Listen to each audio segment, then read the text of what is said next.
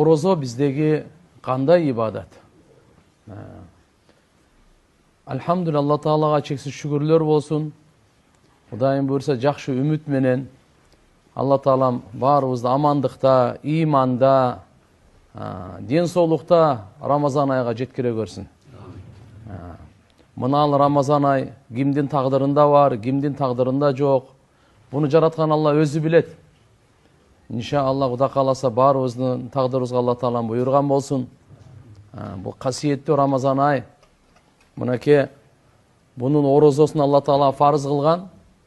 Орозо тутуу ибадаты бул бизге чейин эле болуп келген ибадат да.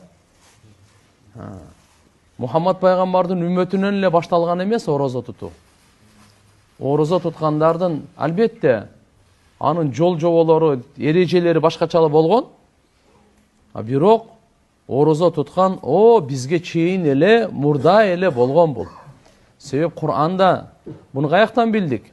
Кур'анда Алла Таала айтып атат: "Я айюхаллазина аману кутиба алейкумус сиям кама кутиба алаллазина мин кабликум лааллакум таттакун."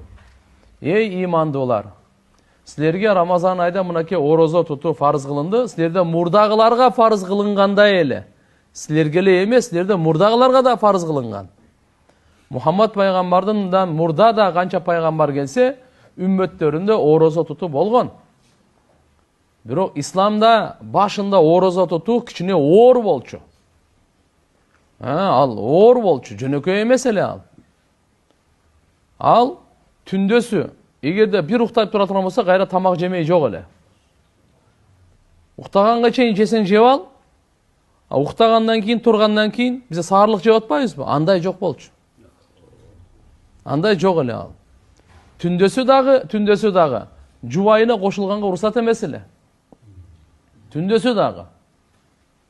Орозо мурдатан бери исламдын алхамдулилла улуу ибадаттан болуп эсептелинет Рамазан ай.